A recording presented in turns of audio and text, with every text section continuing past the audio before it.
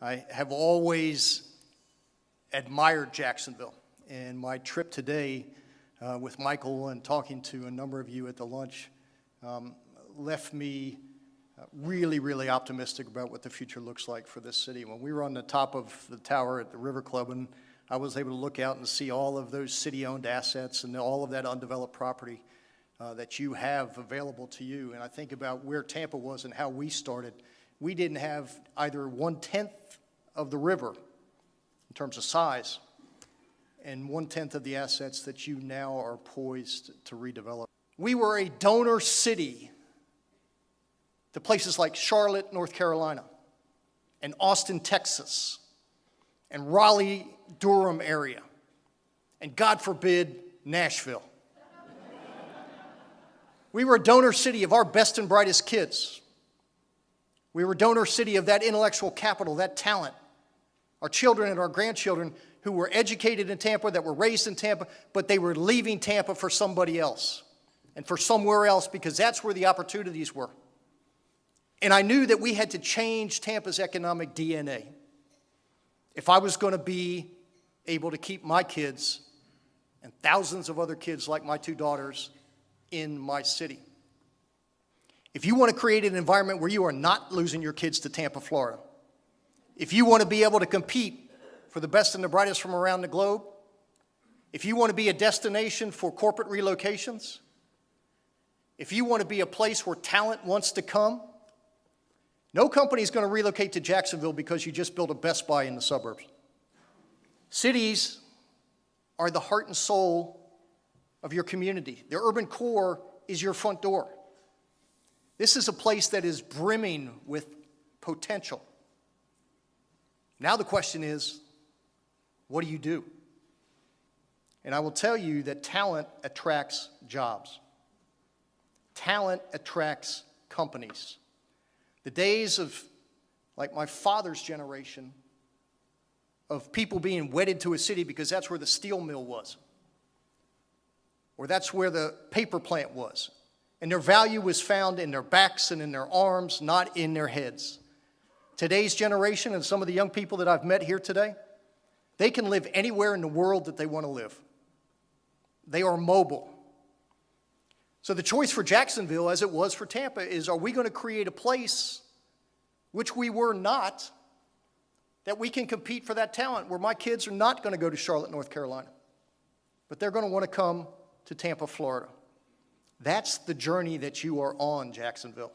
But it highlights problem solving over ideology and progress over partisanship. You know, when you're in the mayoring business, you don't have time to worry about who's a Democrat or who's a Republican. That's not your job. Let the other fools fight about that. Your job is to build a city. And there's no Democratic or Republican way to build a city. So when we finished the Riverwalk, what we saw happen was private sector interest, private sector investment. And I knew if I built it, they would come. And so we had a number of parcels of land on the waterfront, very similar to what you have, that were fallow, that were abandoned, that hadn't been used in decades because nobody came to downtown Tampa and no one came to the waterfront. At this period of time, before I took office, there were probably 600 people that lived in downtown Tampa. 400 of them lived in the Morgan Street jail. But once we made that investment in our waterfront, what you saw was a significant amount of private capital being deployed because they wanted proximity to the waterfront. They wanted access to the water.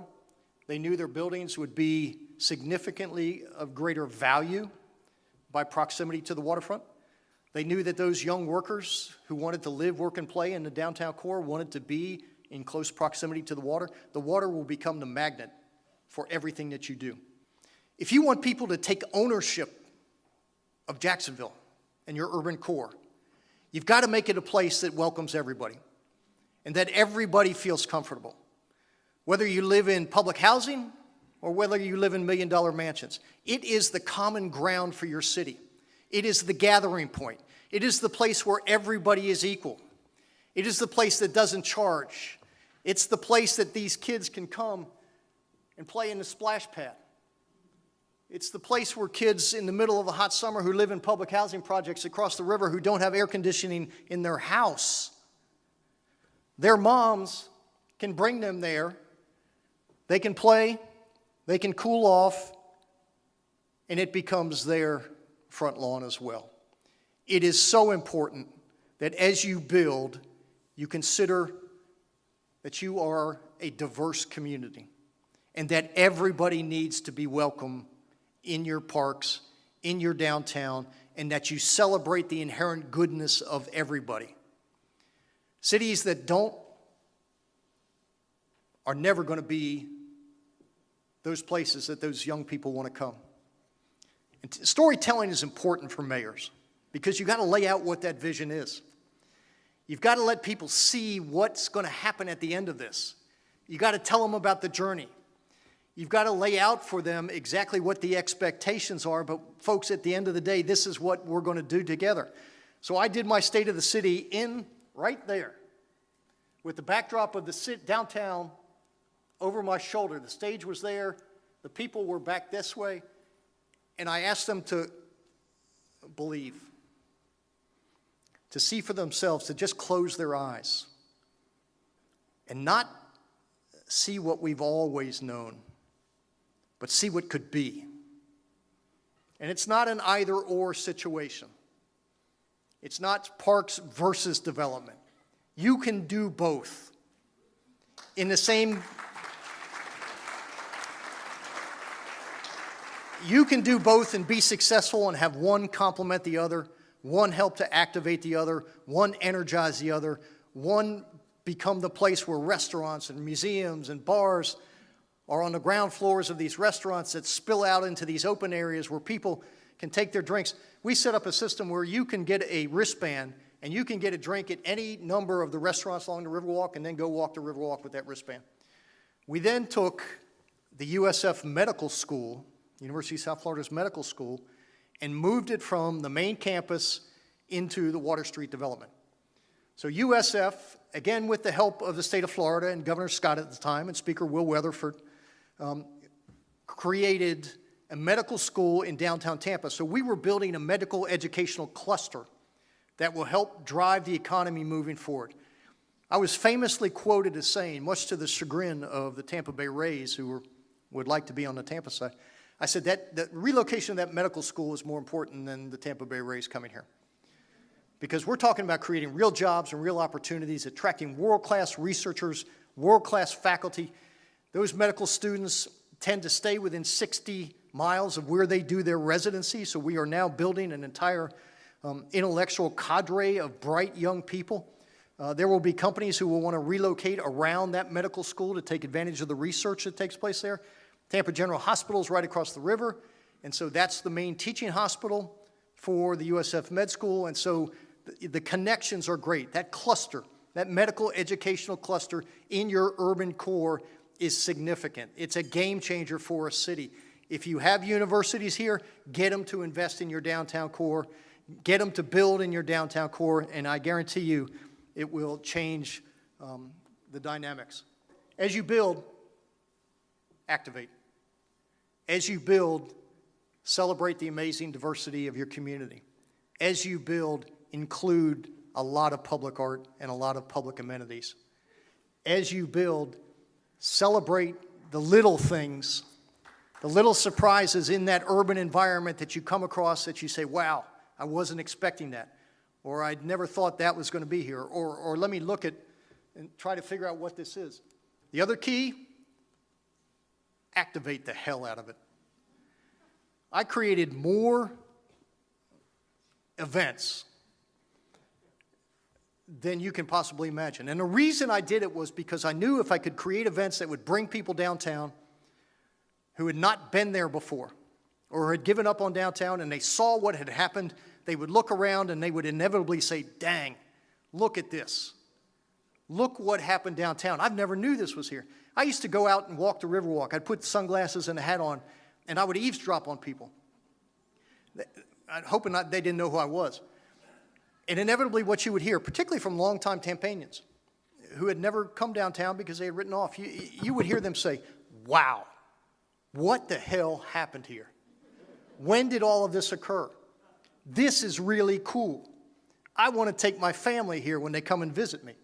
When your next mayor, in every speech that he or she gives, talks about where we're going and how we're going to get there and how everybody needs to pull at that rope and how everybody needs to believe that in spite of the ups and the downs and the ebbs and the flows and the trials and the tribulations of what you've gone through, that together we're going to get there.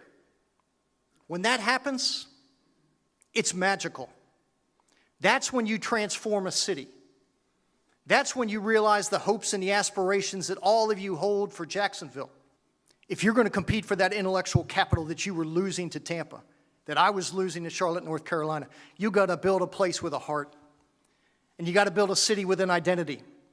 And you got to create a place that people want to be, where you can celebrate that amazing diversity of this community, where you can bring young talent together, where they will choose to live and companies will choose to come because they have chosen to live, work, and play in your community. Your downtown is your front door. It is your heart and soul, and that river is the best asset that you have. But I can tell you at the end of the day that this is going to be your decade. This is going to be your moment, Jacksonville, when you rise to the occasion, when you put aside those past differences, when you stop worrying about who's doing what to whom, when you stop caring about who's a Democrat or who's a Republican, and you focus on what it means to be a citizen of this community and what it's going to take to make this the place that your kids want to stay. This is your moment.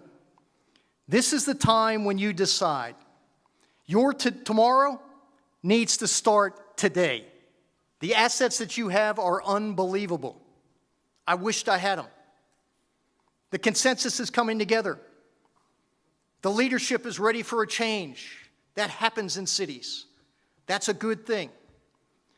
But over the next 3, 4, 5 years, particularly with a new mayor coming and that new energy coming, you need to help he or she be successful. You need to coalesce behind that person. And you need to drive this vision of what a better Jacksonville can be. This is your window. This is when your amazing history and hope meet. Jacksonville, you've had great leaders, elected and unelected, that have given you your roots. It's time to give yourself your wings. Let's get it done, Jacksonville. Thanks.